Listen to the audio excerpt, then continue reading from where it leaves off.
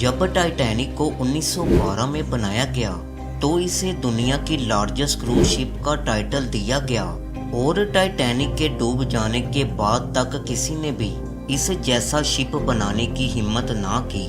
लेकिन आपको बताते चलें कि आज ठीक 110 साल बाद रॉयल कैरिबियन ने एक ऐसी शिप बना डाली है जो टाइटैनिक से 1 या 2% नहीं बल्कि 37% बड़ी है।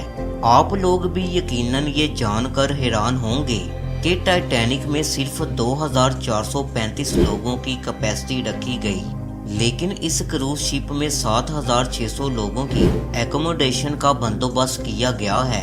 अब यहाँ सवाल ये उठता है कि जिस तरह टाइटैनिक को बनाकर बड़े बड़े दावे किए गए थे, अगर ये शिप भी टाइटैनिक की तरह डूब गई तो क्या होगा? कौन लेगा इसकी जिम्मेदारी? 7600 लोगों को अब की बार क्या किसी स्पेशल सिक्योरिटी इंतजाम से ले जाया जाएगा?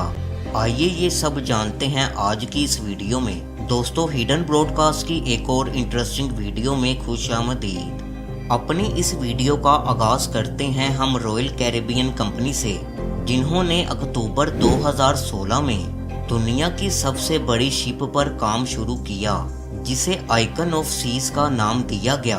रॉयल कैरिबियन की टीम ने कहा कि हम इस शिप को 2025 तक कंप्लीट कर लेंगे, लेकिन इसे अपने टाइम से 6 साल पहले के अरसे में ही मुकम्मल करके जून 2023 में पब्लिक के सामने रिप्रेजेंट कर दिया।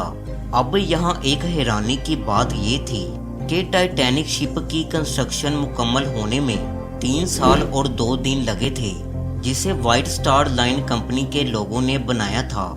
यहाँ अब एक चीज तो तय थी कि इस शिप की कंस्ट्रक्शन में टाइटैनिक से 3 साल ज्यादा लिए गए, ताकि टाइटैनिक में की गई गलतियों को काफी हद तक रिकवर किया जा सकेगा।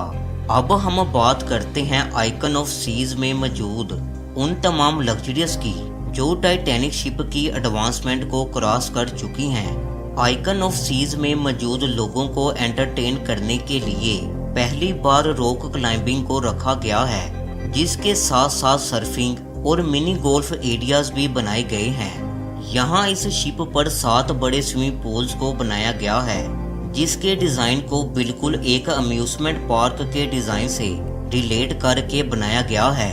वाटर पार्क के साथ साथ यहाँ हाई स्पीड स्लाइड्स का भी प्रॉपर अरेंज किया गया है।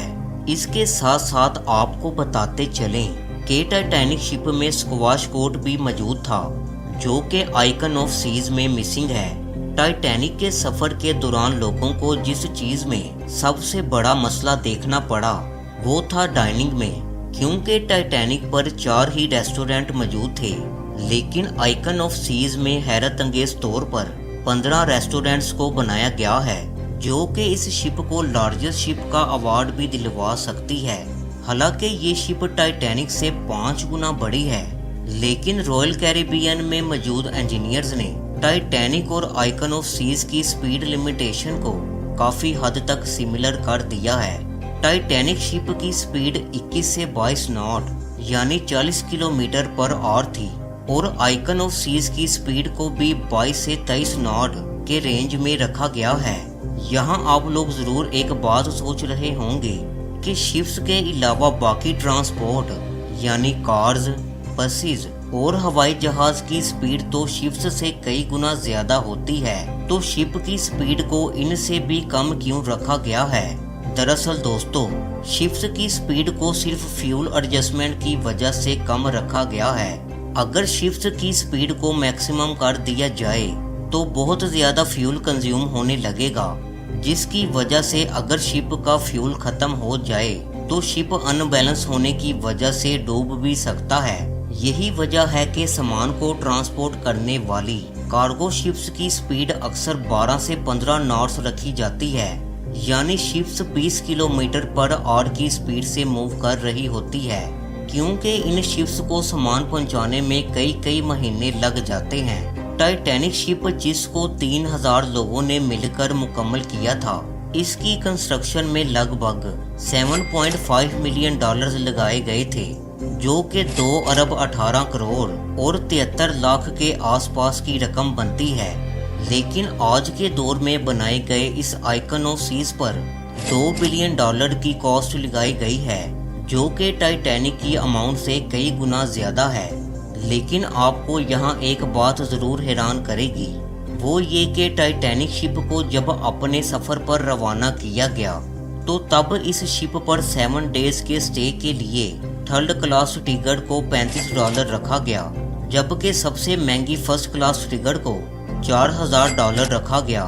लेकिन आज आइकन ऑफ सीज की 7 डेज की टिकट सिर्फ और सिर्फ $1020 की है, जिसकी वजह से यहाँ इस शिप पर आपको हर तरह के लोगों से मिलने का मौका मिल सकता है। आज आइकन ऑफ सीज की कंस्ट्रक्शन मुकम्मल होते साथ ही कहा यह जा रहा है कि शिप जनवरी 2024 में पैसेंजर के साथ अपनी मंजिल की जानिब बढ़ेगी।